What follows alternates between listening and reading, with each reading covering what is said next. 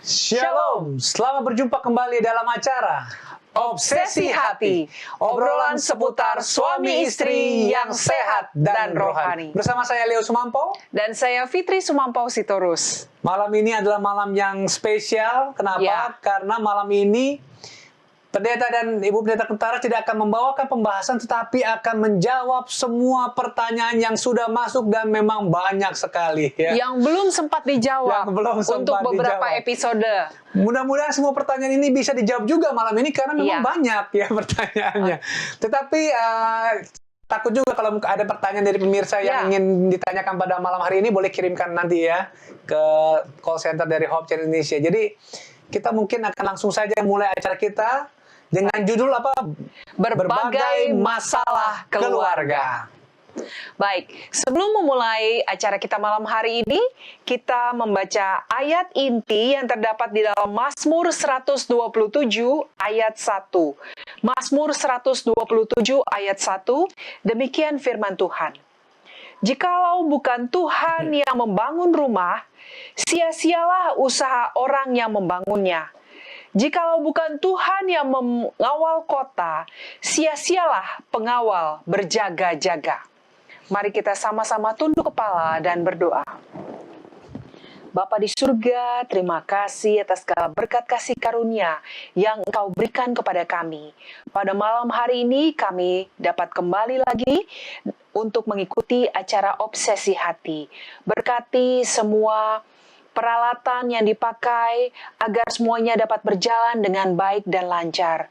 Berkati juga narasumber kami, Pendeta dan Ibu Pendeta Kuntaraf, yang akan menjawab pertanyaan-pertanyaan yang akan dibawakan. Jadilah kehendak-Mu kepada kami sepanjang acara ini agar dapat menjadi berkat bagi kami masing-masing yang mendengarkan. Terima kasih Tuhan.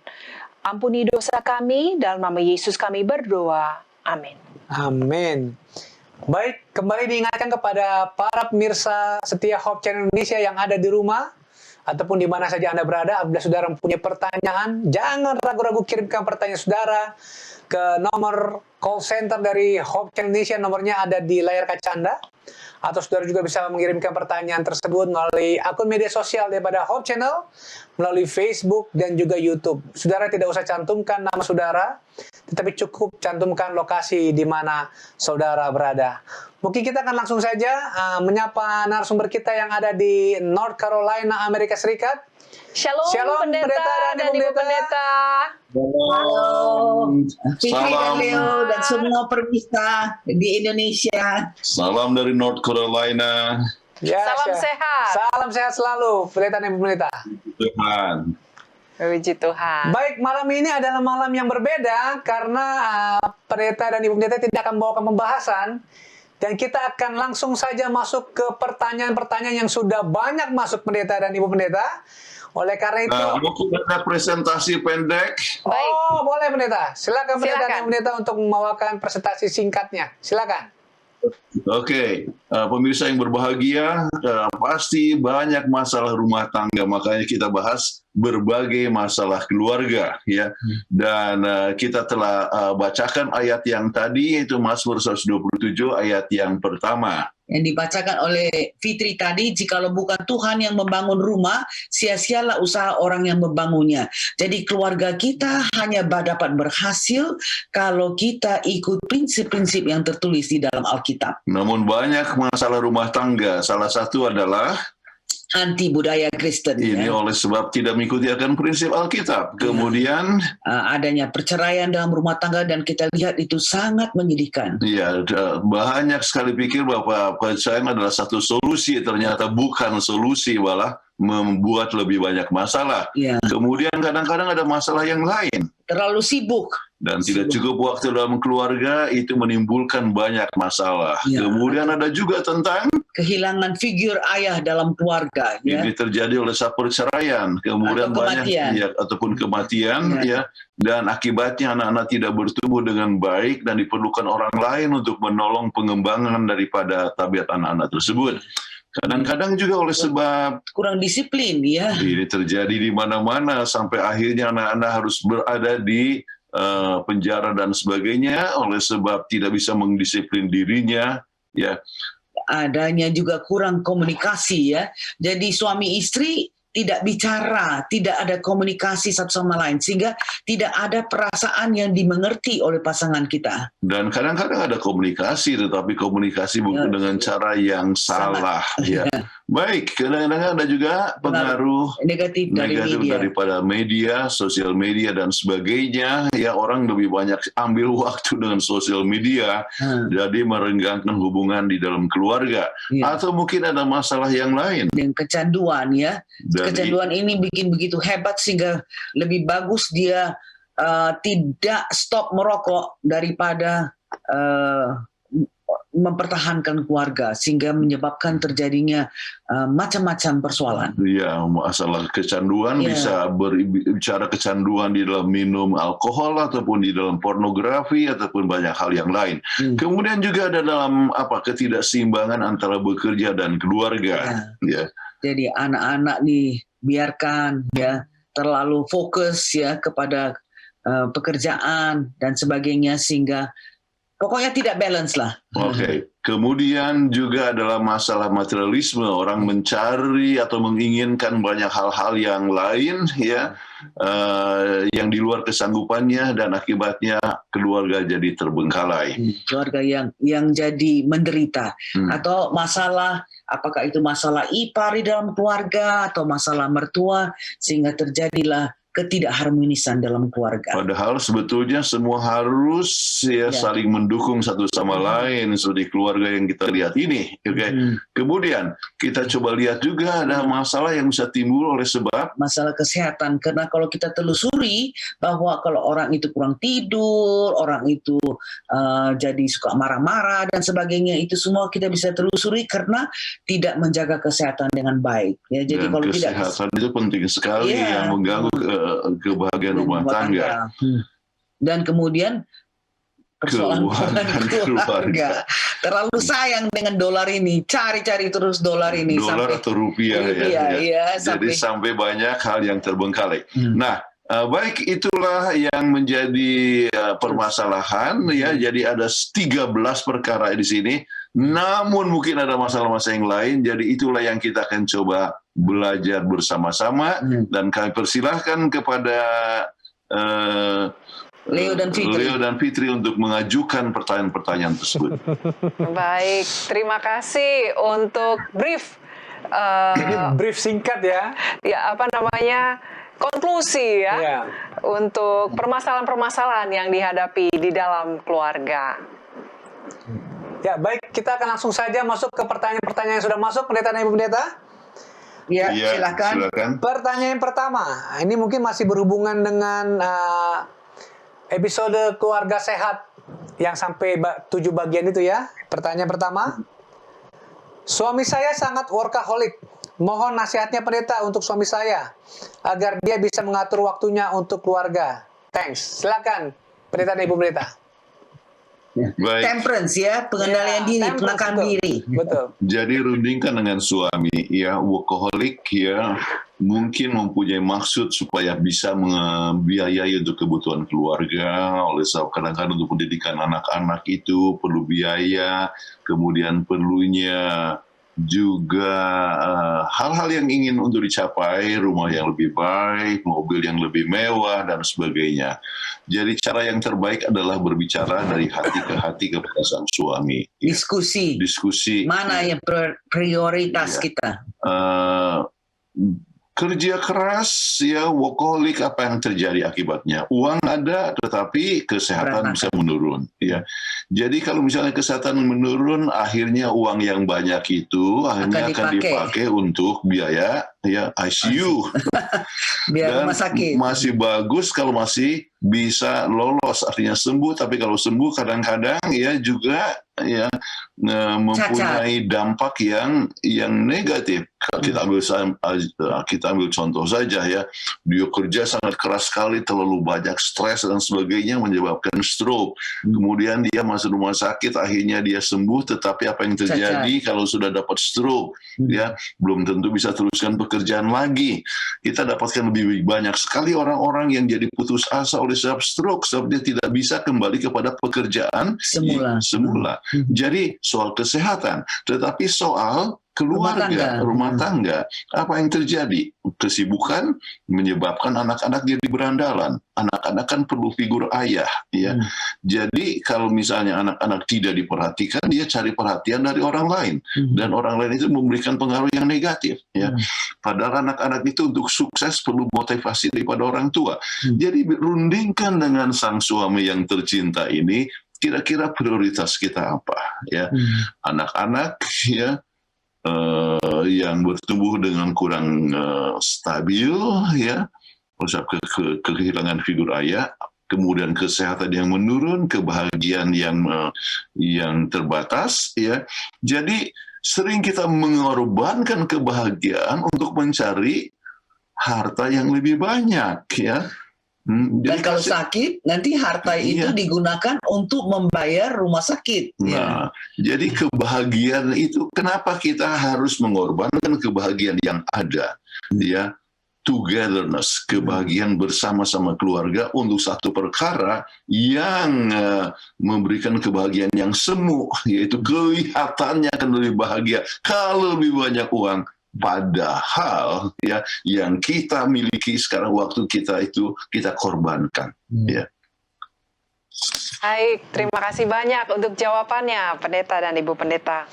Pertanyaan berikutnya, anak saya umur 12 tahun laki-laki, suka sekali makan. Bagaimana caranya menasihatinya supaya bisa menahan nafsu makannya? Silakan Pendeta dan Ibu. Masih masa pertumbuhan mungkin. Ya betul Leo. Ya, sebab kita tahu bahwa anak-anak itu ada growth spurt, ya. Jadi pertumbuhan yang cepat, ya, waktu itu. Biasanya kalau pada wanita kira-kira umur 8 sampai umur 13 tahun. Sedangkan pada laki-laki kira-kira umur 10 sampai 15 tahun. Dan ini kalau kita lihat anak laki-laki ini 12 tahun. Jadi growth spurt, jadi kepengen mau tumbuh cepat, ya. Dia punya badan mau tumbuh cepat. Jadi ini harus kita perhatikan anak ini. Kita mungkin bilang, sebab kami punya cucu juga sering kalau pulang sekolah, Oma, Opa, hungry.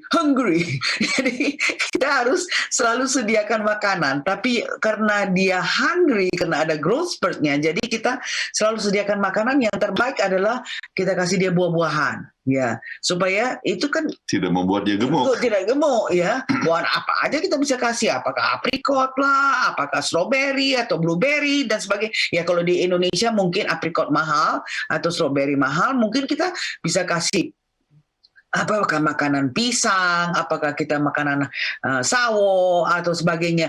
Pokoknya asal dia isi perutnya itu, dan itu akan menyebabkan distensi daripada lambung dan menyampaikan ke otak, sudah penuh, sudah ini. Jadi dia akan merasa tidak lapar lagi. Jadi itu, dan kita bisa terangkan sebagai seorang ibu atau seorang bapak, bisa kita terangkan pada dia, memang Anda ini masa pertumbuhan. Jadi kita kasih makanan, tapi makanan yang tidak menyebabkan Anda jadi obesitas, jadi gemuk. Makan sayur-sayuran, buah-buahan itu bisa.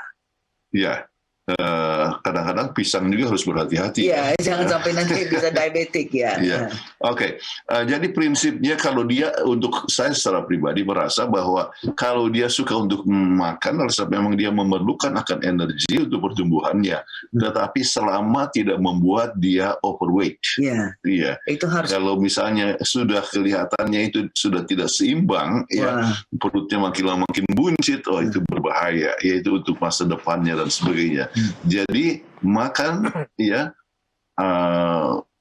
banyak boleh, tetapi tidak menyebabkan overweight. Jadi harus juga exercise. Ya, dan itu exercise perlu sekali, ya. Jadi anak-anak harus belajar exercise bersama-sama. Yeah. Dan salah satu hal mungkin, ayolah kita sepeda sama-sama. Anak-anak kan senang, ya, bersepeda-sepeda, ya. Cucu kami biasa selalu bersepeda dengan dia punya orang tua, ya, pergi, ya, atau berenang bersama-sama. Jadi betul, balance. Jadi ada balance. Ada makan banyak, tetapi digunakan untuk pengembangan dia punya otot-otot di dalam tubuhnya, ya. Jadi tidak akan membuat dia overweight. Baik, terima kasih pendeta dan ibu pendeta untuk jawabannya yang bagus sekali ya. Memang tepat itu jawabannya ya. Jadi semoga bermanfaat bagi yang bertanya ini ya. Baik, pertanyaan berikut. Mau bertanya, apakah kita sebagai umat diharuskan vaksin beberapa kali nih mungkin ya? Ya. Beberapa kali ke depan? Terima kasih pendeta dan ibu pendeta. Silakan menjawab. Ya, memang kita harus percaya kepada sains ya. Sains mengatakan bahwa biarpun kita mempunyai pola hidup yang sehat, tetapi kalau kita ada datang penyerangan dari luar seperti COVID-19 ini ya, kita perlu vaksinasi supaya kita bisa menjaga kekebalan kita. Cobalah bayangkan kalau orang tidak vaksinasi polio, semua pada lumpuh-lumpuh semuanya. Measles ya, muslin ya, atau rubella, itu juga perlu kan, jadi kita perlu vaksinasi. Jadi ikutlah sains. Jadi kita harus berhati-hati dengan teori konspirasi. Ya. Ada orang yang sudah katakan, memang dulu ya masih di dalam berbagai macam penelitian, kadang-kadang suatu vaksin itu bisa saja memberikan pengaruh yang negatif kepada seseorang. Oke. Tetapi sekarang lebih banyak kita lihat faktor-faktor yang negatifnya kalau kita tidak vaksinasi. Ya. Kasihan sekali anak-anak akhirnya jadi pincang oleh masalah polio. Ya, itu terbang sampai besar, tetap dia pincang oleh sebab perkembangan dia punya kaki tidak bagus oleh sebab polio tersebut. Nah, jadi salah satu penelitian, salah satu konspirasi yang mengatakan ialah bahwa orang yang kena vaksinasi bisa menyebabkan anak itu menjadi autism, ya. Itu sudah diperiksa dan sama sekali. Sudah diadakan penelitian dengan berbagai macam penelitian, ya, yang menyebutkan bahwa itu menyebabkan autism. Juga adalah seorang dokter. Dia coba berikan bukti-bukti, tetapi sesudah diteliti ternyata tidak demikian, ya, tidak benar, ya. Jadi berbagai macam teori konspirasi itu kita harus berhati-hati. Nah sekarang dengan adanya ini pandemi COVID, ya, katakan kalau kita vaksinasi, ya, maka kita bisa menyebabkan mukanya jadi seperti Dobby segala macam lah. Ada yang bilang katakan vaksinasi nggak mau karena itu dari babi lah, segala semuanya. Aduh, ya banyak sekali konspirasi ya yang mengatakan bahwa dampaknya itu lebih jelek sekali. Dalam waktu 6 bulan katanya kita akan jadi seperti bodoh-bodoh dan sebagainya. Loh, penelitian itu sudah terjadi untuk ratusan ribu orang yang diteliti, ya. Kemudian sudah memakan waktu yang sangat lama sekali. Dan cara yang terbaik, ya, untuk menghindarkan penyakit misalnya coronavirus ini justru adalah vaksinasi. Ya. Tuhan, ya, ada prinsip yang sangat penting yang kita harus ingat, ialah bahwa Tuhan menggunakan sains, untuk menolong kita, ya. Jadi berbagai macam cara. Sementara kita percaya perlu pola hidup sehat, ya. Tetapi juga ada sebuah kutipan yang kata Tuhan menggunakan berbagai macam cara supaya kita mencari jalan untuk menjadi sehat. Jadi salah satu, ya, adalah dengan vaksinasi, ya. Vaksinasi itu membuat kita punya daya tahan tubuh, dan kami merasa ya kebetulan yang divaksinasi di Amerika ini, ya, messenger RNA adalah RNA, itu ternyata itu bukanlah satu virus yang dilemahkan. Seperti yang di Indonesia itu adalah satu virus yang dilemahkan. Jadi ada Sinovac. Bisa Sinovac yang kadang-kadang rupanya dalam menghadapi varian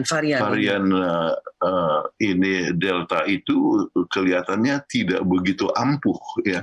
Tetapi yang di Amerika kebetulan sangat ampuh sekali, ya. Jadi kemungkinan untuk dapatkan varian itu ya sangat minimal. Ya. Kalaupun sakit, jadi sakitnya nggak gitu parah, ya. Iya. Jadi adalah lebih baik untuk divaksinasi daripada tidak divaksinasi. Lebih menderita kalau tidak divaksinasi. Jadi kepada yang bertanya ini, kami harapkan supaya ikutlah sains yang ada di tempat negara Anda. Iya, dan saya ambil contoh saja. Dulu, ya, di Amerika ini sempat satu hari yang meninggal sampai 4.000.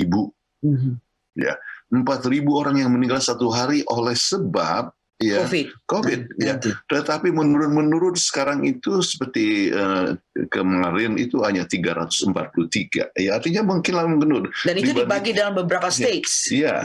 Jadi kadang-kadang memang keadaannya sudah sangat parah sekali dan tidak tertolong lagi ya. Jadi setiap minggu kami ikuti dia punya pengembangan itu ya, dibandingkan dengan 2 minggu yang lalu misalnya sekarang ini adalah 38% lebih kurang kematiannya, dan juga yang terjangkit juga makin lama makin kurang. Pernah dalam satu hari itu 100.000 yang terjangkit, sekarang hanya 13.000, tetapi makin lama makin menurun setiap. Kenapa? Oleh sebab lebih banyak yang telah dapatkan vaksinasi ya. Dan sekarang ini Amerika sudah hampir 50% penduduk Amerika sudah divaksinasi, kemudian mendekati lebih dari 60% yang telah divaksinasi untuk mereka yang dewasa ya. Jadi cara untuk menghindarkan untuk mendapatkan penyakit itu ya, yang terbaik sekarang ini di samping pola hidup sehat ya, kembali pola hidup itu sehat penting sekali, tetapi juga vaksinasi. Mudah-mudahan ini dapat menolong kepada yang bertanya. Baik, terima kasih Pendeta. Dan Pendeta, ini satu jawaban yang tepat dan pas ya saat ini, karena memang di Indonesia sekarang banyak sekali seperti tanda kutip tsunami COVID sekarang, oleh karena mungkin efek dari liburan panjang kemarin, sehingga pernyataan atau jawaban dari pendeta ini boleh meluruskan mungkin selama ini persepsi yang salah mengenai vaksin. Dan puji Tuhan kami berdua hari ini sudah divaksin. Baru divaksin. Puji Tuhan. Puji Tuhan. Lebih kuat. Tetapi tetap perlu protokol kesehatan. Tetap pakai masker, tetap jangan ya. Sebab kalau sudah divaksinasi, kekebalan kita ada. Sampai kadang-kadang kita juga yang sudah terkena virus itu tidak memberikan symptoms atau gejala. Jadi kita bisa kasih kepada orang penyakit. Makanya kita perlu pakai ini masker, ya. Masker, social distancing. Ya, cuci tangan itu tetap harus dilakukan sampai terjadi herd immunity. Jadi immunity daripada penduduk. Itu baru. Sebab sekarang seperti di bagian di California sudah bisa buka restoran, sudah bisa makan. Kami aja kemarin Father's Day celebration. Wah, enak sekali. Kami ada 20 orang, 10 anak-anak dan 10 orang dewasa. Kita sudah nggak pakai masker lagi, makan di rumah anak kami, ya. Jadi sudah senang, sudah seperti normal. Tapi kalau keluar, kalau kita masih tetap pakai masker. Oke. Baik. Terima kasih banyak. Baik, kita masuk ke pertanyaan berikutnya. Malam Bu Dokter, apa betul kuning telur tidak baik untuk kesehatan? Nah, ini khusus ini kelihatannya ke Ibu Dokter. Silakan. Ya, memang orang Anda pernah sering lihat kan bagaimana kalau kita makan di restoran, orang ambil yang putih telurnya aja. Yang kuningnya dibuang, ya. Sebenarnya kalau kita lihat secara kadar protein, sebenarnya putih telur itu lebih banyak dia punya protein daripada kuning telur. Tapi di kuning telur itu, biarpun dia punya kadar protein kurang, tapi banyak sekali vitamin-vitamin yang larut dalam air, ya. Seperti kalau ADEK itu kan vitamin A, D, E, K itu melarut dalam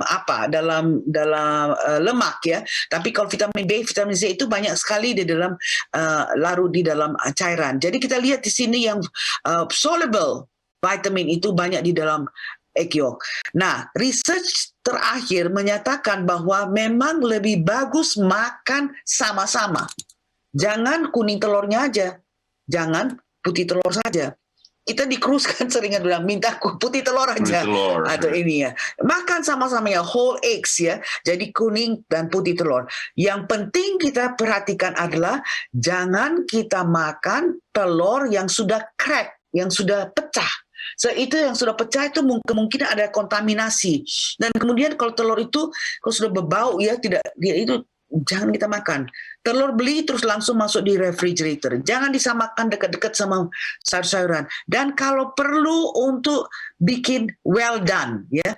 Jadi telur itu kayak telur mata sapi kan, wah cabai. Kalau telur itu masih cair yang belum masak itu kemungkinan untuk dapat penyakit salmonellosis itu sangat besar. Jadi jangan makan setengah mateng.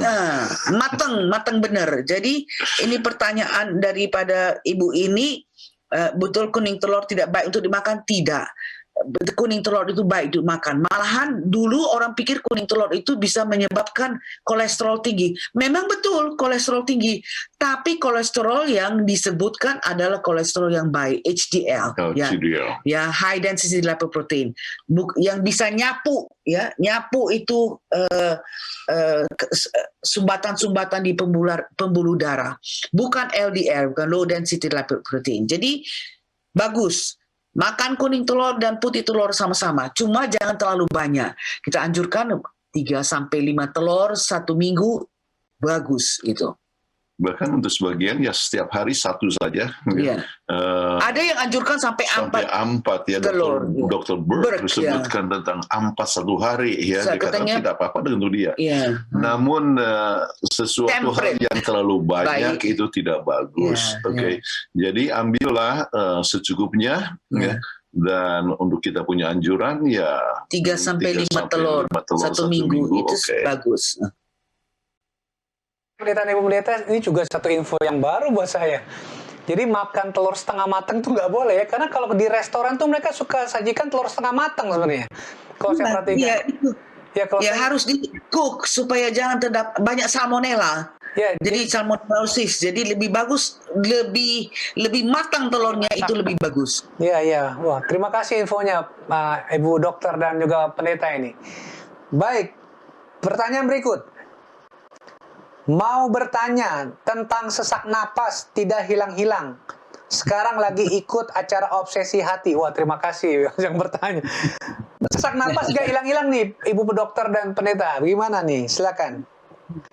Ya, sesak napas ini banyak-banyak dia punya akibat. Apakah itu karena lung cancer atau kanker paru-paru, apakah karena emfisema, apakah karena asma dan sebagainya. Jadi Anda bagus cek ke dokter. Kenapa sesak napas? Sesak napas itu diatasi sebab dokter bisa lihat kausanya, penyebabnya, ya.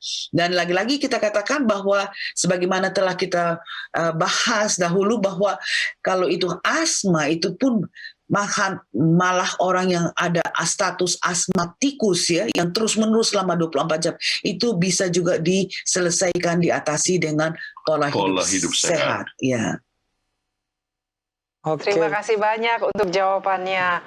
Pertanyaan berikutnya, Shalom pendeta dan ibu, dari antara makan daging dan ikan, mana yang bagus untuk dikonsumsi? Terima kasih. Oh, mungkin ini orang ini belum bisa vegetarian full ya. Mungkin dia dari vegetarian dari makan daging mau jadi vegetarian cuma bertahap. Iya, dia tanya betul. Ini. Silakan pendeta dan ibu.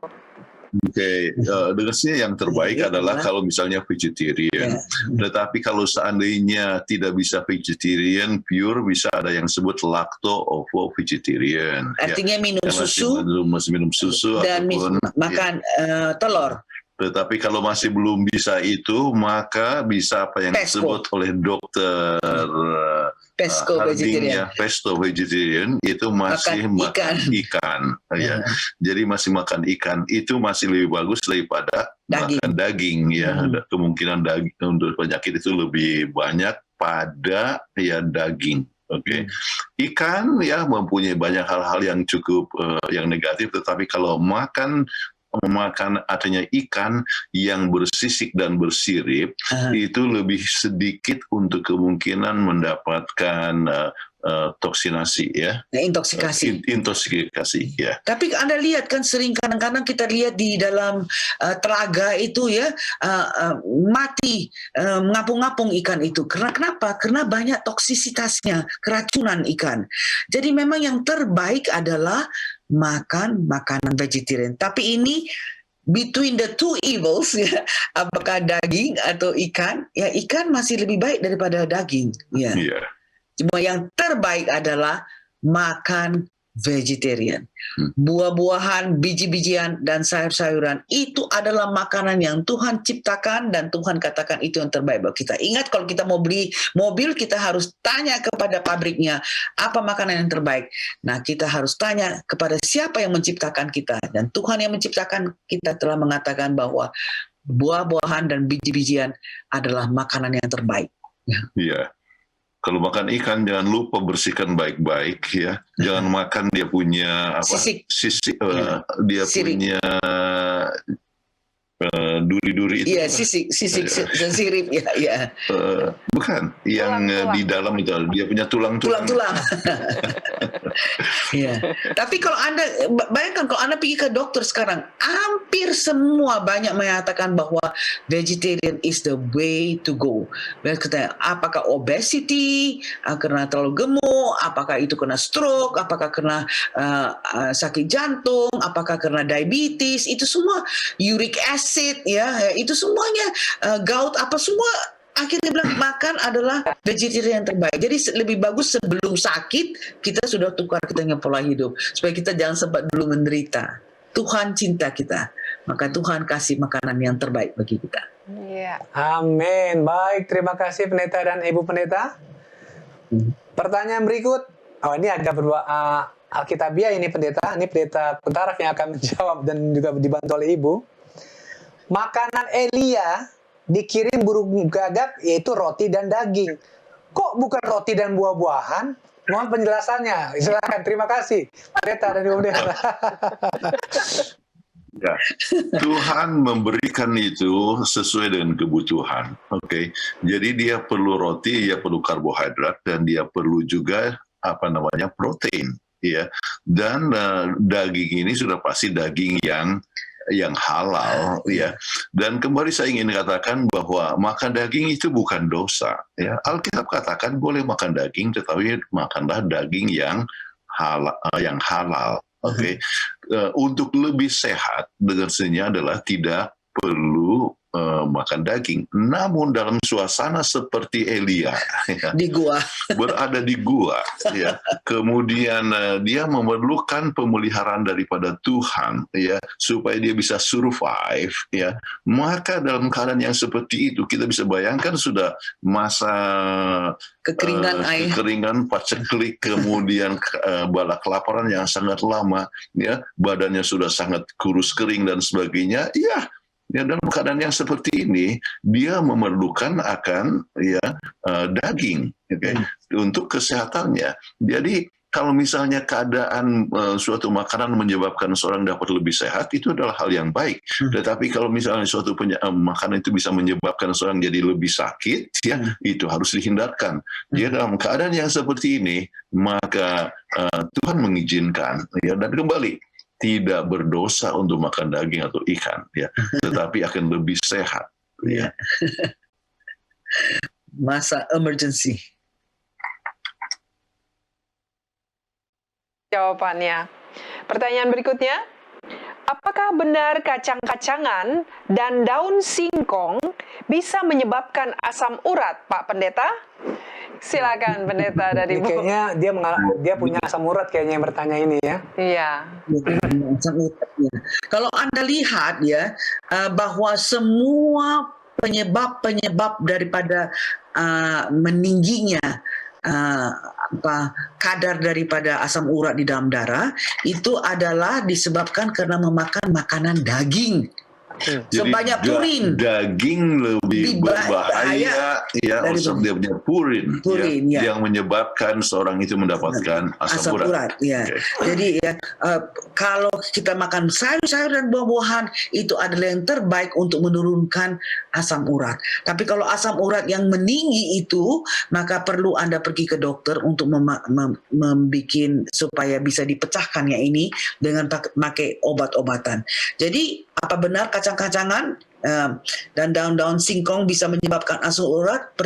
Jawabannya yang pendek, no, tidak. Sebab kacang-kacang, apalagi kalau kita makan almond, walnut, ya, itu bagus sekali. Itu justru menurunkan uric acid. Namun prinsipnya ialah sesuatu yang terlalu banyak itu selalu membahayakan, ya. Jadi kacang-kacangan terlalu banyak, ya, bisa menyebabkan hal yang berbahaya. Tetapi kadang-kadang itu menjadi orang merasa dia punya ini kacang-kacangan menyebabkan dia punya asam urat itu tinggi, sebab memang dia sudah punya masalah untuk itu, ya. Dan sering masalah itu oleh sebab terlalu banyak makan daging yang dia sudah makan sebelumnya, ya. Jadi kembali, ya, makan secukupnya, yang baik sekalipun jangan makan terlalu banyak, ya. Tetapi kalau bisa disebutkan penyebab yang utama daripada uric acid adalah oleh sebab terlalu banyaknya makan daging. Baik, terima kasih pendeta dan ibu pendeta untuk jawabannya. Kita akan lanjut lagi dengan pertanyaan berikut. Apakah bila melahirkan dengan operasi atau sesar bisa disimpulkan karena kurang kasih sayang atau social support? Silakan pendeta dan ibu pendeta. Memang ini yang mungkin dia dengar dari ini ya, mengenai faith, integrity, optimism, dan menyebabkan social support dinyatakan kepada suami dan istri yang sudah dibahas dari Journal of American Medical Association, satu penelitian yang dilakukan di Cleveland. Bukan, kalau jawabnya secara singkat tidak, sebab kadang-kadang kalau letak sungsang ya, bayi itu kepala kan harus keluar lebih dulu, kepala kecil kan, tapi kalau sudah sungsang atau kakinya keluar lebih dulu itu harus dioperasi. Kalau enggak nanti jadi ruptur ya, bisa pecah. Kalau dia punya uterus, dia punya apa namanya, uterus rahim ya, koya itu kan lebih susah untuk direparasi. Tapi kalau sudah dipotong begini, jadi lebih gampang disuture, lebih gampang untuk dijahit dan bisa lebih sembuhkan. Jadi dikatakan di sini apakah melahir harus dengan operasi, apakah bisa disimpulkan karena kurang kasih sayang? Tidak, sebab operasi C-section itu ada banyak indikasinya. Kalau indikasinya adalah letak sungsang, itu sama sekali bukan karena kurang social support. Sayang-sayang pun bagaimanapun nggak bisa, karena dia sudah bengkok-bengkok duduk, dia punya posisi tidak selaras seperti itu. Terus terang saya katakan, kalau memang nggak ada suami saya nggak bisa melahirkan. Ya, 2 kali anak melahirkan, 2 kali karena dengan memakai lemas method. Ya, suami saya adalah satu coacher yang paling baik. Sangat saya butuh. Saya tidak bisa melahirkan tanpa dia. Sebab dengan coaching itu saya ikut dia punya instruksi untuk pernapasan sehingga saya tidak merasa sakit, tidak menjerit dan sebagainya. Lahir secara normal, ya, itu memang bisa saya katakan. Tetapi kalau lihat dia punya situasi bahwa dia memerlukan operasi, maka itu harus dilakukan. Mudah-mudahan itu menjawab pertanyaannya. Oke, iya. Iya, bagus sekali ya untuk jawabannya. Oke, pertanyaan berikutnya. Bagaimana mengatasi ejekan teman kantor yang bilang saya sebagai orang yang sok suci atau rohani karena jujur? Ini integritas kayaknya ya. Ya, silakan pendeta dan ibu. Ya, cara atasinya senyum saja. Ya. Jadi bilang, kemudian harus Anda lihat itu adalah satu compliment. Yeah. Oke. Jadi Anda harus bersyukur kalau misalnya Anda diejek ya untuk satu kejujuran. Yeah. Ya. Jadi tersenyum saja dan tetap baik kepada mereka. Tetap baik kepada mereka, ya. Dan Anda sudah menjadi saksi. Jadi kalau diejek, ya, tetap senyum, hadapi dengan tenang. Kemudian ini tidak akan membuat artinya Anda harus merasa bangga bahwa Anda diejek oleh sebab Anda punya kejujuran. Iya, betul. Kalau Anda akan merasa susah kalau Anda diejek oleh sebab tidak kerja dengan baik, ya. Nah, itu yang malu. Nah, itu yang bikin malu, ya. Ya. Tapi kalau oleh sebab Anda punya kejujuran, puji Tuhan, ya. Oleh sebab Anda punya kesetiaan kepada Tuhan, puji Tuhan. Ya. Anjing gonggong biarlah kafilah berlalu. Anjing gonggong. Ya, saya juga waktu muda, waktu sekolah itu selalu dibilang saya sok alim. Ya. Gak apa-apa, saya bilang sok alim ya. Memang betul lah, kita kan mana mau merokok lah, mau berdangsa dan apa sebagainya. Sok alim tapi saya tetap baik sama mereka. Pinjamlah diktatnya, silahkan ambil. Malah katanya, ini saya mau nyontek ini, mau bikin apa, pokoknya kamu mau pinjam, kamu boleh pakai itu diktat. Saya nak mau tahu, saya duduk paling depan, ujian duduk paling depan. Gak usah, dia mau duduk di belakang, mau nyontek lah dia. Saya punya diktat ya, itu terserah dia punya dosa. Okay. Tapi kita tetap baik. Jadi ini orang yang bertanya ini, biarin aja dia ngomong kayak gitu, tapi tetap baik aja sama orang kantor. Baik, terima kasih pendeta dan ibu pendeta untuk jawabannya. Memang itulah ya, apapun yang terjadi, ya prinsip hidup kita tidak boleh diganggu oleh hanya omongan orang lain ya. Ya. Karena prinsip itu kan urusan kita dengan Tuhan, betul itu. Betul. Ya. Baik, sebelum kita melanjutkan ke pertanyaan berikut pendeta dan pendeta, kita akan mendengarkan dulu yang satu ini.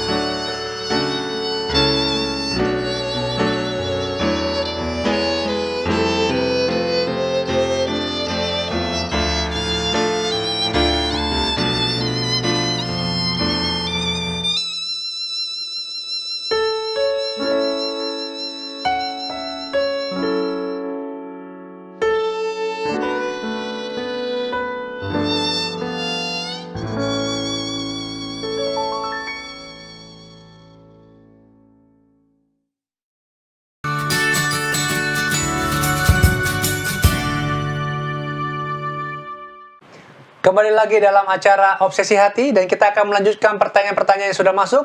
Tetapi kembali kami ingatkan kepada para pemirsa yang ada di rumah, apabila saudara mempunyai pertanyaan, kembali jangan ragu-ragu untuk kirimkan pertanyaan saudara ke nomor call center daripada Hope Channel Indonesia, nomornya ada di layar kaca Anda. Atau saudara juga bisa kirimkan ke akun media sosial daripada Hope Channel, yaitu melalui Facebook dan juga YouTube. Saudara tidak usah cantumkan nama saudara, cukup cantumkan lokasi di mana saudara berada. Baik, kita akan lanjutkan pertanyaan kita pada malam hari ini, pendeta dan ibu pendeta. Pertanyaan berikut. Anak saya mudah putus asa. Mohon nasihatnya pendeta supaya saya bisa memotivasi anak saya. Thanks. Silakan pendeta dan ibu pendeta. Baik, masalah putus asa sering disebabkan oleh dia punya nilai diri yang rendah, oke, self esteem, ya. Jadi tunjukkan bahwa dia mempunyai kemampuan untuk hal yang menonjol dari dia. Misalnya kalau dia susah untuk menghafal, mungkin dia bagus sekali untuk olahraga misalnya, atau mungkin dia bisa menyanyi. Jadi tunjukkanlah sesuatu perkara yang positif dari anak ini, apa yang menjadi dia positif. Tetapi yang paling sangat penting adalah untuk tunjukkan dia sangat berharga. Kenapa? Dalam Yesaya 43 ayat yang pertama dikatakan, tetapi sekarang beginilah firman Tuhan, ya, yang menciptakan engkau, ya, yang membentuk engkau, ya, janganlah takut, ya, sebab aku telah menebus engkau, aku telah memanggil engkau dengan namamu, engkau, ya, ini kepunyaanku. Wah, jadi masing-masing anak harus menyadari bahwa dia milik Tuhan, ditebus oleh Tuhan, artinya diciptakan oleh Tuhan, sangat berharga di hadapan Tuhan. Yesus Kristus datang ke dunia ini hanya untuk menyelamatkan kalau manusia walaupun hanya ada satu saja yang akan selamat. Jadi kata dan satu itu siapa? Anak Anda. Ya. Jadi tunjukkan bahwa dia begitu berharga, Tuhan sangat mencintai, ya. Jadi kalau dia merasa nilai dirinya itu, ya, berharga di hadapan Tuhan, maka dia tidak akan gampang putus asa, ya. Kalau misalnya ada jatuh di dalam kelas ataupun di dalam ujian dan sebagainya, jangan khawatir, ya. Tunjukkan kepada dia misalnya Amsal 24 ayat ke-16 yang mengatakan bahwa orang benar itu kalau jatuh 7 kali dia akan bangun pula. Jangan putus asa. Lihatlah pemimpin-pemimpin besar yang semua orang yang semua itu pernah gagal, pernah gagal, ya. Tetapi ada satu istilah yang diberikan oleh Robert Schuller, ya, yang mengatakan bagaimana failure is never final, ya, but success is never ending. Sukses sekalipun tidak pernah berakhir, ya. Kemudian gagal itu is never final. Orang tidak akan gagal terus, ya. Tetapi bisa bangun, kemudian sukses itu never ending, ya. Tetapi harus selalu sukses. Jangan kalau dia sudah sukses tamat SD, ya, nggak mau teruskan. Saya sudah sukses, ya. Nggak, harus tamat juga SMA, SMP, SMA sampai perguruan tinggi. Dan kalau seandainya sudah tamat perguruan tinggi, karir, ya, bergerak terus dan sebagainya. Jadi jangan putus asa. Tuhan bisa memberikan kemampuan. Ya, kenapa? Ingatlah, engkau adalah anak Tuhan. Ya, Tuhan yang menciptakan, Tuhan yang menebus, yang engkau berharga di hadapan Tuhan. Jadi di sini kita bisa lihat peranan daripada orang tua untuk memberikan encouragement kepada anak-anak. Sering anak-anak itu kalau dia sudah putus asa, berarti, iya kamu bodoh sekali, kamu gak seperti tetangga kita. Jangan sekalipun kita bandingkan dengan anak lain. Itu dengan sama anak lain sekali atau dengan anak kita sendiri juga tidak bisa. Masing-masing itu berbeda. Oke. Tetapi lihatlah yang positif dari anak kita, ini. Kasih tahu positifnya. Kamu sanggup, ya. Kamu bisa. Ya, jadi anak-anak itu berbagai-bagai cara dia punya ini, dan kekuatannya, strength-nya itu harus kita selalu puji, harus kita selalu dorong. Nah, itu caranya untuk mengatasi supaya anak ini jangan putus asa. Terima kasih banyak. Terima kasih, itu jawabannya bagus tuh untuk kita juga, ya. Iya, nasihat yang sangat baik. Terima kasih. Terima kasih. Bagus. Pertanyaan berikutnya. Bagaimana mengajar supaya anak kita bisa lebih optimis? Anak saya sering ragu-ragu bila diminta menjawab sesuatu, tidak mudah menyampaikan isi hatinya. Silakan pendeta dan ibu. Yang pertama, Anda sendiri harus optimis. Kalau orang tua nggak optimis, bagaimana anaknya? You educate by modeling, ya. Jadi dengan teladan kita dapat mendidik anak kita. Modeling, ya. Kemudian juga, ya, dengan Anda punya kehidupan, ya. ya, dan sebagainya. Jadi Anda harus tunjukkan bahwa adalah orang yang optimis. Kenapa optimis? Oleh sebab Tuhan mencintai kita. Oke. Jadi kita itu berharga di hadapan Tuhan. Jadi Anda bisa tunjukkan seperti yang barusan disebutkan, ya, supaya jangan putus asa, ya, supaya lebih optimis, ya. Tunjukkanlah bagaimana kesanggupan. Lihatlah, ya. Ini sudah bagus, ini sudah dapatkan angka 8, ya. Ya. Kemudian pasti yang lain bisa dapatkan 9, ya. Jadi berkembang anak ini, coba berikan encouragement untuk sesuatu perkara yang baik yang ia telah buat. Oke. Banyak orang tua membuat dia punya nilai diri anak itu jadi turun. Ya, masa ini saja nggak bisa. Ya, Mas, kemudian lebih ditekan lagi. Wah, tetangga kita bisa dapatkan 10, kamu hanya 7 saja. Ya, ya, 7 kan masih lebih bagus daripada 4. Ya, berikan dorongan, ya, dan hal-hal yang positif yang dapat dia capai, dorong, ajak untuk berusaha lebih baik, ya.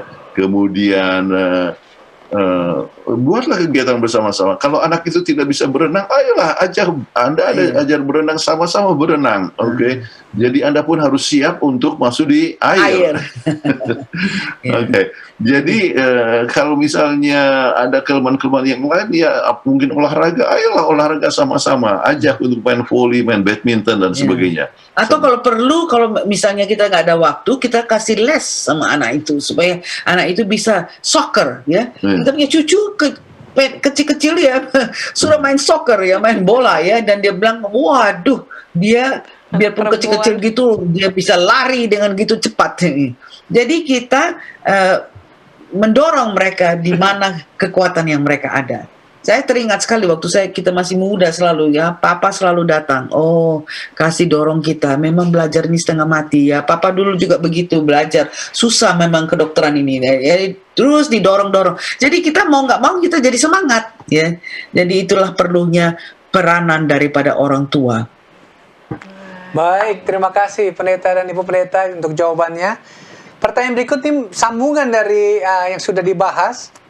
Pendeta, over optimis dalam hidup baik atau tidak? Over optimis. Silakan Pendeta, Ibu Pendeta. Optimis baik, sesuatu yang over is not good. Ada bisa negatif. Maksudnya yang menjadi optimis yang over itu bisa menjadi presumptuous. Ya. Kata presumptuous, saya ingat dulu Pendeta Dompas almarhum, ya, menerjemahkan menjadi kata takebur. Ya. Takebur. Ya. Bukan nganggur, takebur. Takebur, ya, atau presumptuous. Maksudnya begini, ya, waktu Yesus itu dicobai, misalnya, ya, kenapa Yesus tidak mau waktu disuruh untuk lempar, bukan untuk loncat dari bait Allah ke bawah? Bukankah malaikat akan menampung kamu? Ya, jadi dikatakan janganlah kau menguji akan Tuhan Allahmu. Jadi orang terlalu optimis dengan pimpinan Tuhan, nggak apa-apa, saya loncat aja dari tempat tinggi ke bawah, ya. Jadi dari tingkat 3 misalnya loncat ke bawah, Tuhan mencintai saya, ya, dan dia loncat, ya, patah kaki, mungkin kalau tidak bisa patah leher, ya.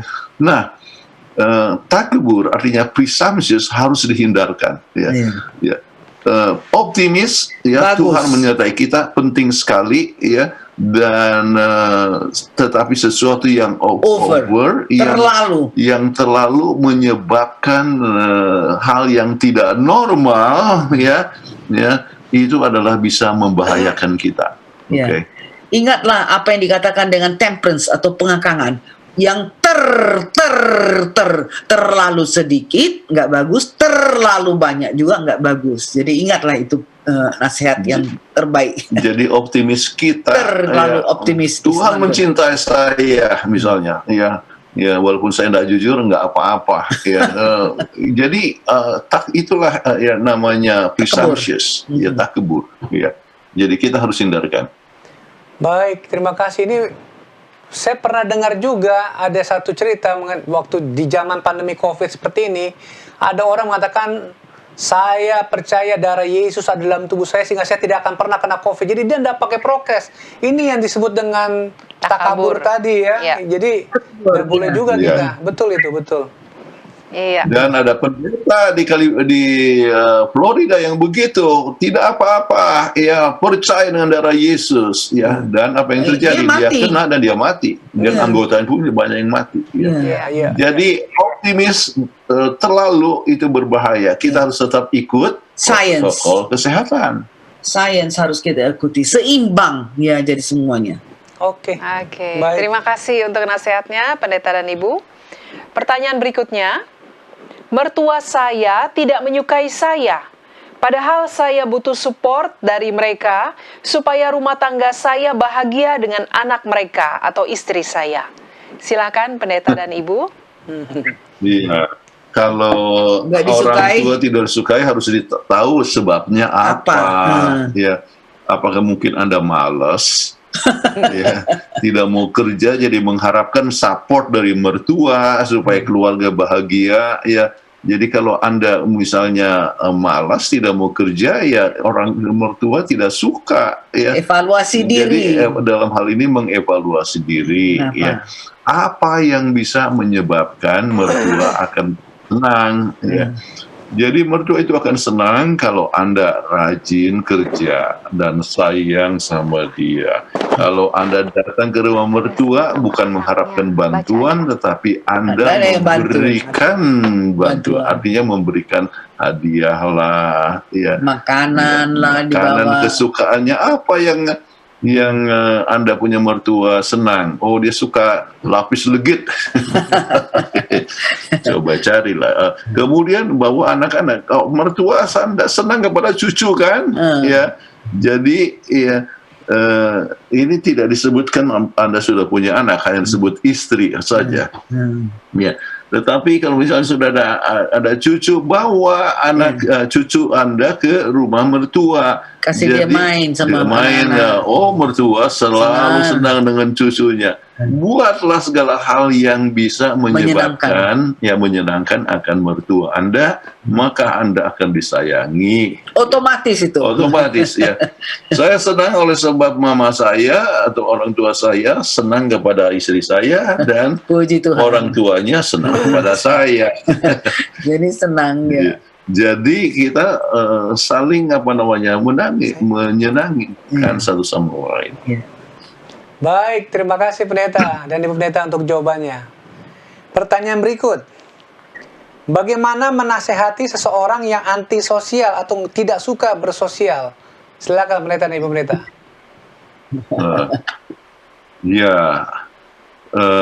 Ajaklah untuk berteman. Ya.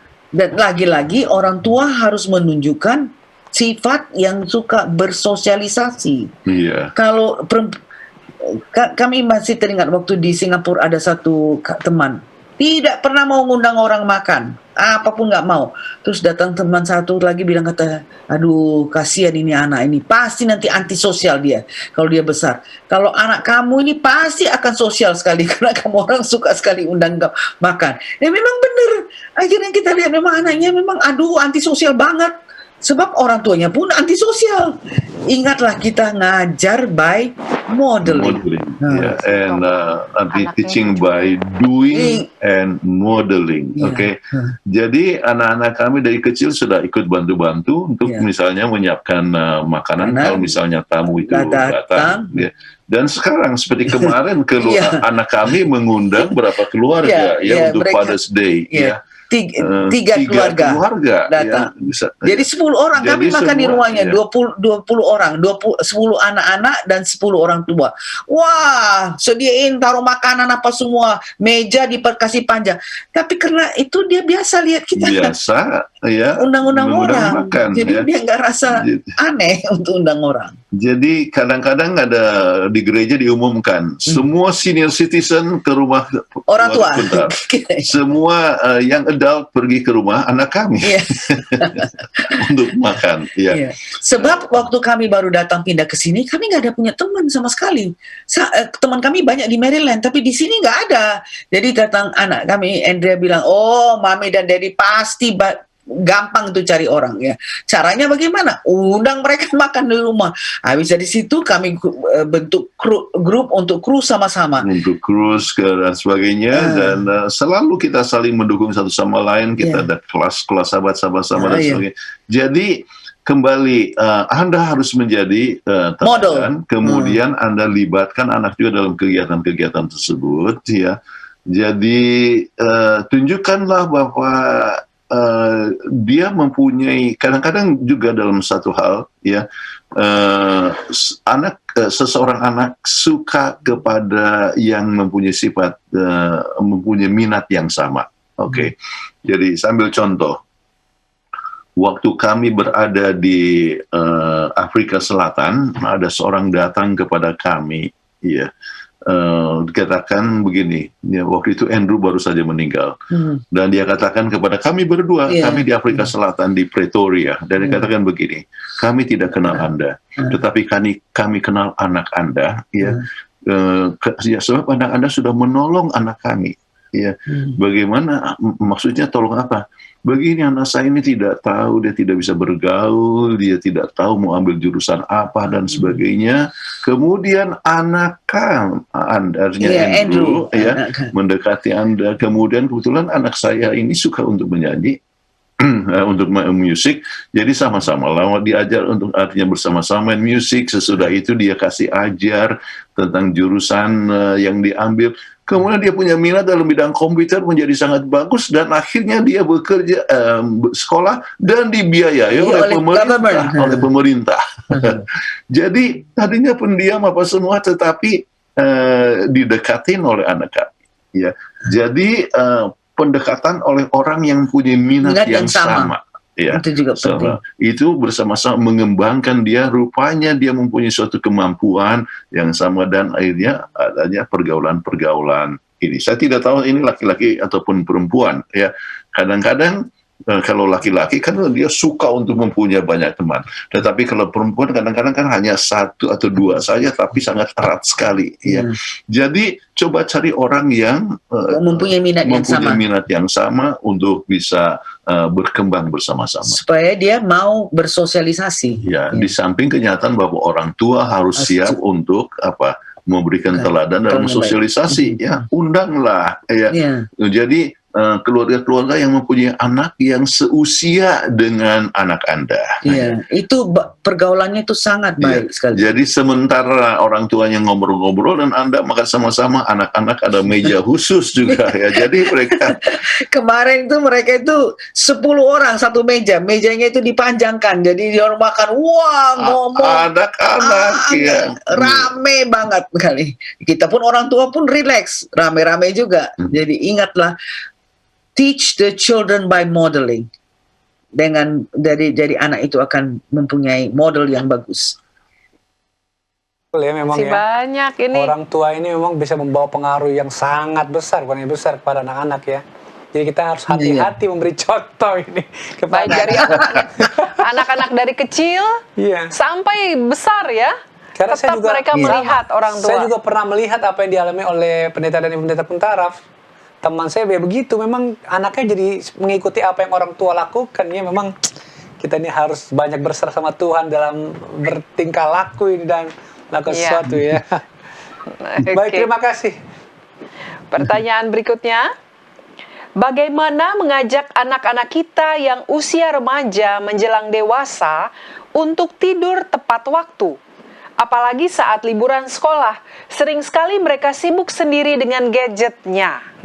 Silakan pendeta dan ibu. Ini pas lagi musim libur nih sekarang ya. Iya. Iya. Jadi kita sebenarnya harus memberikan kepada dia, anak ini, keterangan. Sering orang katakan tidur cepat ya, nggak dikasih tahu kenapa. Jadi kita bisa bilang, oh tidur cepat itu, disitulah badan Anda itu mendapat restoration ya. Dan kita kasih tahu bagaimana pentingnya hidup ya, tidur dengan non-rapid eye movement dan rapid eye movement, ya. Non-rapid eye movement untuk physical dan rapid eye movement untuk mentalnya supaya mereka kuat. Jadi kita kasih terangkan kepada mereka sebagai, kalau nggak bisa kasih tunjuk juga kita punya obsesi hati mengenai rest, ya, mengenai istirahat itu. Jadi anak itu bisa mengerti. Kalau anak mengerti akan keuntungan untuk tidur, maka dia akan tidur cepat pada waktunya. Tapi kalau kita sebenarnya tidur aja, ya, pokoknya tidur. Jadi anak itu nggak bisa proses. Ya, ingat anak-anak itu mempunyai juga cara berpikir yang harus disalurkan dengan secara sistematis. Nah, anak ini akan tidur dengan mengetahui akan keuntungan daripada tidur ini. Ya. Ya. Jadi disiplin itu memang adalah satu perkara yang harus diperkembang. Ya. Jadi itu mulai dari bagaimana kegiatan sehari-hari, misalnya waktu bangun pagi, kemudian sudah diajak untuk biasa berdoa, ya, kemudian apakah itu renungan pagi, ya, kemudian orang tua menunjukkan bahwa dia untuk makan pagi, makan siang, makan sore itu sesuai dengan waktunya, ya, itu menunjukkan satu disiplin di samping Schedule time. waktu untuk kebersamaan dan sebagainya, ya. Jadi dengan ini kemudian meningkat kepada anak itu harus melihat bahwa tidak mendisiplin diri itu merugikan akan diri sendiri, seperti yang disebutkan tadi, ya. Jadi tidur tepat itu adalah satu hal yang sangat baik. Kurang tidur itu hubungannya itu sampai kepada dia punya frontal lobe. Tidak bisa berpikir. Sering orang jadi tidak bisa berpikir dengan baik, mempunyai pertimbangan yang kurang dan sebagainya. Kenapa? Sebab kurang tidur. Ya. Jadi dibahas dengan anak-anak, ya, kamu kalau misalnya akan sukses dan sebagainya, Tidur tetap cepat. tidur pada waktunya. Ya. Maka itu akan menolong anak ini untuk mengambil pilihan yang tepat. Orang tua terutama harus model. Makanya dikatakan waktu kita bicarakan mengenai istirahat itu, apakah pada hari biasa atau weekend kita harus selalu sama, ya. Jadi tidurnya benar jam 9 sudah oke, kita wind down, ya. Sudah bisa mandi dan kemudian tidur pillow talk, ya. Dan kemudian jam 10 sudah tidur. Pendeta dan Ibu Pendeta, ini memang yang celakanya lagi, orang tua suruh anak tidur, orang tuanya nonton Piala Eropa, lagi sepak bola sekarang kan, Piala Eropa. Nonton bola sama orang tuanya. Padahal dia suruh anaknya tidur. Nah, ini memang celakanya begini nih. Nyuruh tapi nggak dilakukan sendiri, ya. Terima kasih, ini bagus sekali jawaban Pendeta Ibu Pendeta ini. Baik. Saya sendiri tidak tahu sedang ada Piala Eropa. Baik, pertanyaan berikut, Pendeta. Mudah-mudahan ini belum terlambat, ya, karena ini kan pertanyaan yang belum pernah dijawab. Bolehkah saya bertanya mengenai kesehatan ini, Ibu Pendeta dan Pendeta? Yang lalu anak kami, nggak apa-apa saya sebut, ya, James namanya, operasi tumor di otak kecil bagian kanan. Saat operasi tumornya tidak ditemukan, jadi ditutup operasi karena ada penumpukan cairan sedikit. James harus operasi kedua pemasangan selang. Apakah ada makanan yang harus dihindari selama ini? Karena tidak pernah kasih daging, ikan laut, hanya makan buah dan sayur. Oh, apakah ada obat untuk tumor?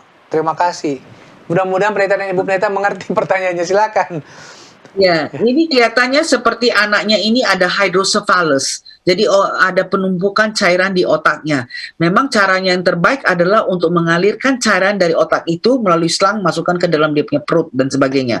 Jadi memang nggak semua penyakit itu bisa diatasi dengan gaya hidup. Sama seperti kalau Anda ada dapat heart attack, ya tentu harus pertama kali dioperasi supaya lebarkan dulu dia punya penyumbatan itu. Nah, setelah lebar penyumbatan itu baru dikasih penerangan untuk menghidupkan kehidupan yang sehat. Jadi ini saya rasa ya kalau memang dia harus dioperasi. Apa boleh buat? Apa karena ini hydrocephalus? Nampaknya ya seperti ini ya, hydrocephalus. Jadi penumpukan cairan dari otak itu harus disalurkan ke bagian perutnya. Iya, kalau tidak makin lama kepalanya jadi besar, lebih besar daripada tubuhnya kadang-kadang. Iya. Jadi pergilah ke dokter dan kemudian dokter itu yang tangani. Di samping mempunyai kehidupan yang mempunyai pola hidup yang sehat.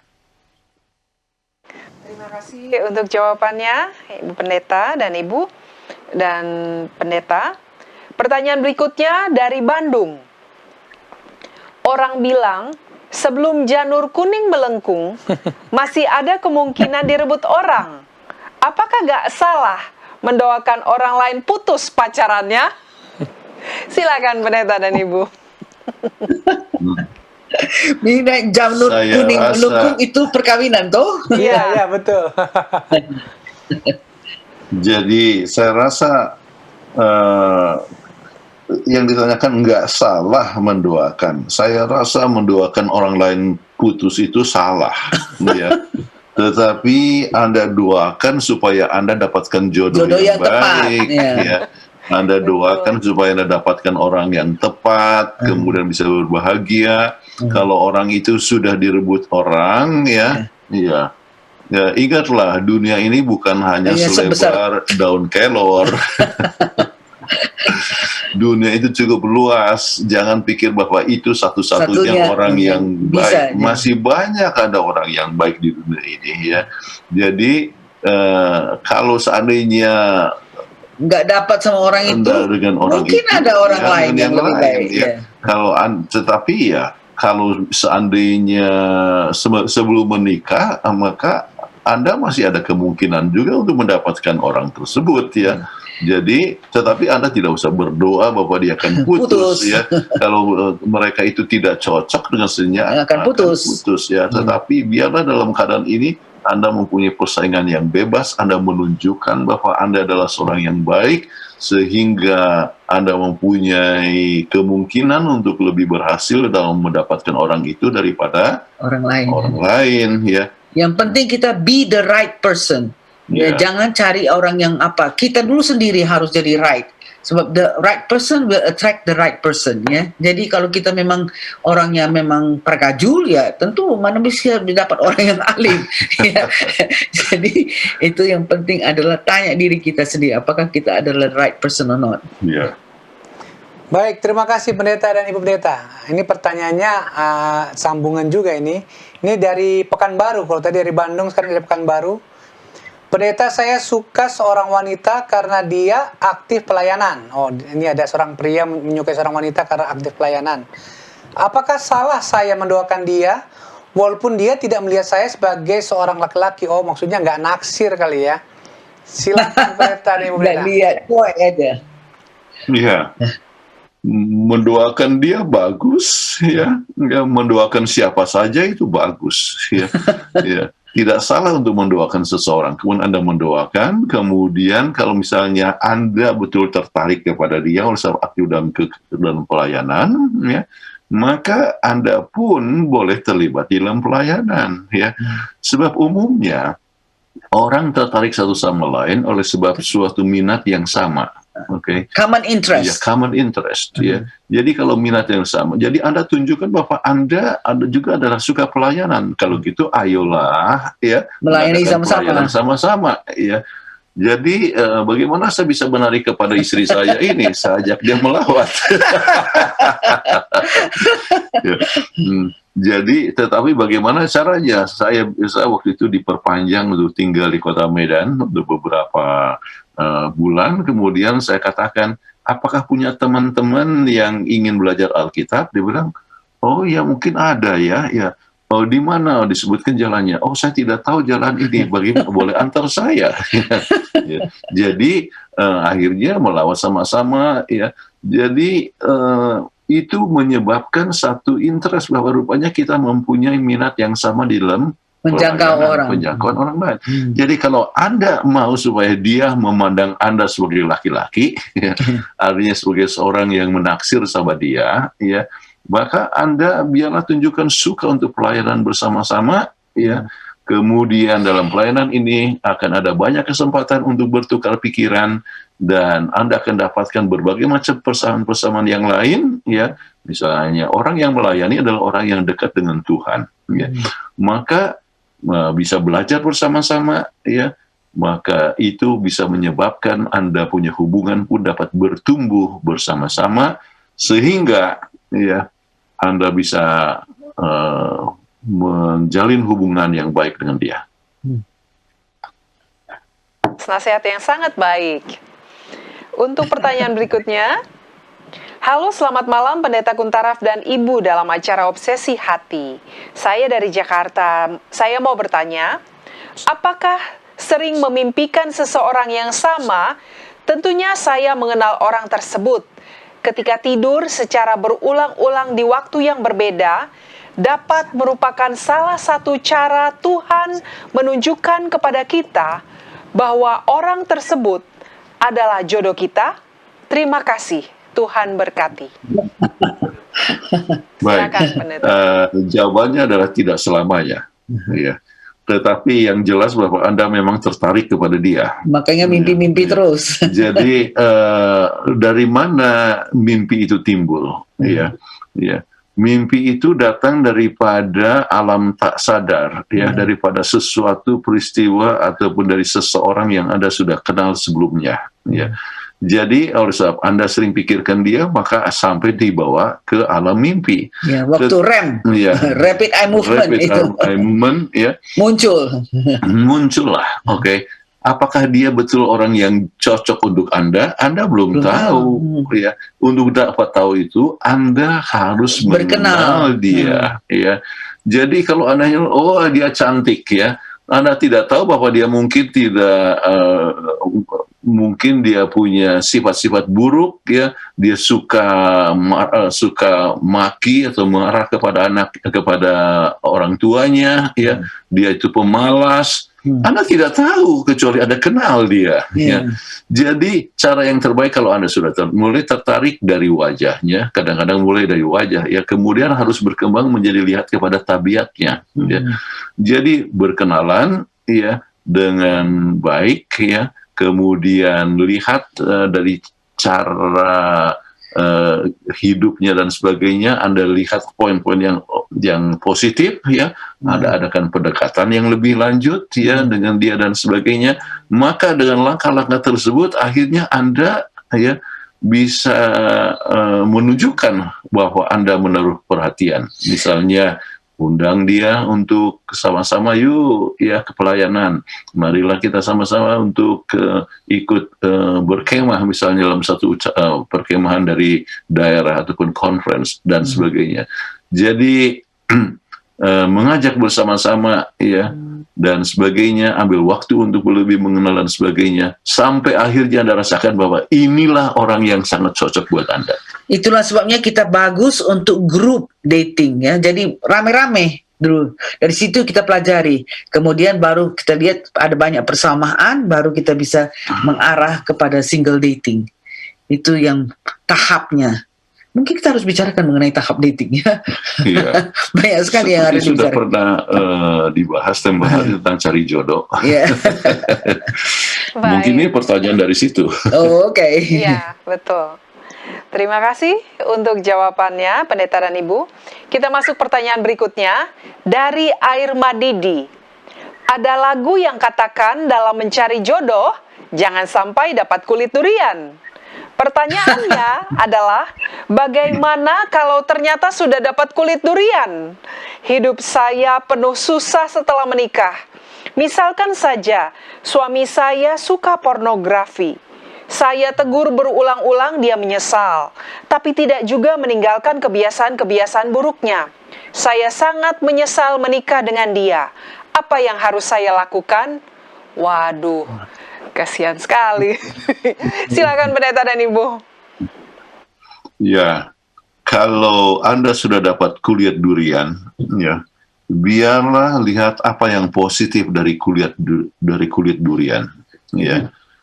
Jadi kulit durian itu ya memang berduri, tetapi itu mungkin bisa juga orang untuk untuk membakar sesuatu, jadi ikut menghangatkan akan tubuh Anda. Oke, ya.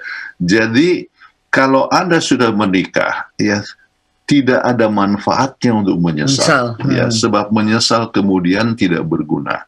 Tetapi bagaimana langkah yang berikut adalah menerima akan kulit durian tersebut, ya, seadanya. Anda tidak bisa mengharapkan kulit durian itu menjadi buah durian, tidak bisa, ya.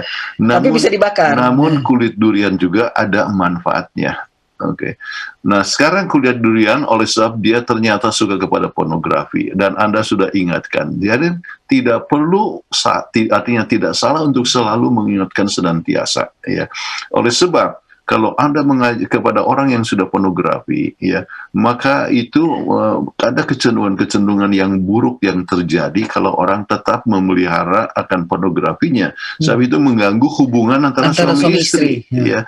Mengganggu, dia pikirkan, membayangkan akan gambaran pornografinya itu, ya, atau mau dipraktekkan kepada istrinya, ya, dan sebagainya, yang sering tidak selamanya yang dibaca atau yang dilihat itu ternyata adalah sama seperti apa yang dia harapkan dalam suatu kenyataan hidup, ya. Sebab pornografi itu banyak bersifat khayalan-khayalan, ya, dan sebagainya. Jadi pasangannya dibuat sebagai objek, bukan sebagai teman hidup, ya. Ya. Jadi bicarakan bukan hanya melarang, tetapi apa bahayanya, ya, rumah tangga. Kemudian apa yang terjadi dengan anak-anak, ya? Apakah tanya, kamu mau juga anak-anak kita akan kecanduan dengan pornografi, ya? Apakah itu pengaruhnya kepada mereka? Dan itu sangat berbahaya tuh anak-anak muda, ya, anak-anak muda, ya. Kalau orang sudah kecanduan pornografi, kalau ada kesempatan dia akan lakukan, ya, dan sering dengan perempuan siapa saja, ya, dan sebagainya. Jadi ini adalah satu perkara yang harus dirundingkan dengan terus terang dengan sang suami. Jadi dengan demikian, biarlah kulit durian, ya, boleh memberikan sesuatu kehangatan, ya, yang menguntungkan, ya, sehingga tidak sejelek seperti yang dialami sekarang. Dan Anda tidak perlu menyesal.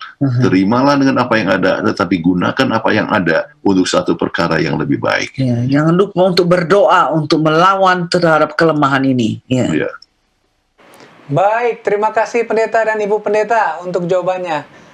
Tetapi kembali waktu juga yang harus membuat kita harus akhiri acara pada malam hari ini. Padahal masih banyak pertanyaan yang belum sempat dibacakan. Kepada para pemirsa setia Hope Channel yang kembali pertanyaan yang belum dijawab, jangan khawatir, kita akan menjawabnya di minggu datang di acara Obsesi hari Senin depan, ya.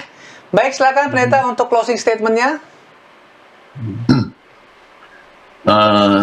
Hidup berumah tangga bukanlah satu perkara yang selamanya mulus, ya.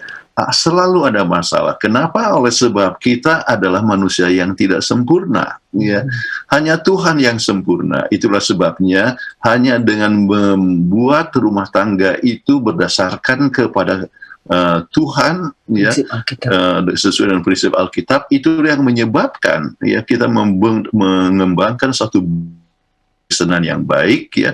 Kita akan menjauhkan perceraian, kita akan memperhatikan satu sama lain, bukannya terlalu sibuk, ya, tetapi kita akan mempunyai rumah tangga yang disiplin, mempunyai komunikasi yang baik, oleh sebab berkomunikasi dengan Tuhan dan juga berkomunikasi satu sama lain. Dengan demikian, maka rumah tangga itu akan boleh merasakan satu surga kecil di dunia ini, ya.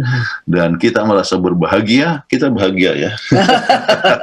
Kita senantiasa berbahagia dan anak, cucu, ya, dengan keluarga-keluarga. Jadi kita boleh merasakan sukacita. Kenapa? Sebab Tuhan menjadi dasar daripada rumah tangga kita, jadi pusat rumah tangga kita. Baik, terima kasih. Amin. Kami mengundang Ibu Kathleen untuk membawakan doa tutup. Baik, marilah sama-sama kita berdoa. Bapa kami yang bertahta dalam kerajaan sorga, kami mengucapkan terima kasih atas kesempatan di mana Tuhan telah berikan kepada kami dapat membincang mengenai berbagai masalah dalam rumah tangga. Tuhan, kami tahu bahwa setan sedang bekerja sangat keras untuk memecahkan rumah tangga. Tapi kami percaya bila mana kami masing-masing, apakah suami ataupun istri, selalu menempatkan Kristus di dalam rumah tangga kami, maka kami lebih dekat kepada Tuhan, maka kami akan dapat lebih dekat satu sama lain. Kami dapat merasakan surga di atas dunia ini. Ajarkan kami untuk selalu mempunyai hubungan yang erat dengan Tuhan, sehingga dimanapun kami berada, kami dapat menjadi saksi yang baik bagi Tuhan. Kiranya ini dapat Tuhan jawab doa kami serahkan ini dengan nama Kristus Juru Selamat dan Penebus kami. Amin. Amin. Amin. Amin. Baik, terima kasih Pendeta dan Ibu Pendeta Muntaraf. Sampai jumpa Senin depan. Sampai jumpa. Nah, Terima Tuhan kasih, Tuhan berkati dan salam sehat selalu. Ya, terima kasih. Ya, bye-bye. Sekedar mengingatkan kepada kita semua bahwa Hope Channel Indonesia hadir dengan acara-acara yang disiarkan secara langsung dari studio Hope Channel Indonesia di Jakarta setiap hari Senin hingga hari Sabat dengan acara-acara yang sangat menarik. Jadi pastikan bahwa Anda tetap menyaksikan, mengikuti acara-acara yang menarik tersebut. Dan khususnya pada setiap hari Senin, jam 7 malam waktu Indonesia Barat, kita akan mengikuti acara Obsesi Hati seperti yang kita ikuti barusan ini. Dan bila Anda mempunyai usulan untuk topik pembahasan di acara Obsesi Hati ataupun ada pertanyaan seputar rumah tangga, silakan mengirimkannya ke nomor call center Hope Channel Indonesia ataupun melalui media sosialnya. Apabila para pemirsa ingin menyaksikan kembali episode Obsesi Hati sebelumnya, silakan masuk ke YouTube channel dengan mengetik Obsesi Hati. Di sana Anda dapat memilih episode apa yang Anda ingin saksikan kembali. Dan Anda dapat menyaksikan live streaming Hope Channel Indonesia melalui website hopechannel.id atau dapat juga melalui aplikasi yang Anda bisa download dari App Store ataupun Play Store dan dapat menikmati acara-acara Hope Channel Indonesia selama 24 jam. Baik, demikian acara kita pada malam hari ini. Kami mengucapkan terima kasih kepada pemirsa yang ada di rumah yang telah menyaksikan acara Obsesi Hati pada malam hari ini. Dan juga terutama kami mengucapkan terima kasih kepada narasumber kami, Pendeta dan Ibu Pendeta Muntaraf yang sudah menjawab pertanyaan dengan begitu baik, tentunya dengan pertolongan Tuhan. Dan semoga jawaban itu boleh menguatkan kita, boleh menjadi satu pelajaran yang sangat berharga dalam kehidupan rumah tangga kita. Dan yang terakhir, kepada sahabat-sahabat kami, teman-teman dari kru Hope Channel Indonesia yang telah bekerja sangat keras sehingga acara ini dapat berjalan dengan baik dan lancar. Akhir kata, saya Leo Sumampo. Dan saya Fitri Sumampau Sitorus. Tuhan memberkati kita.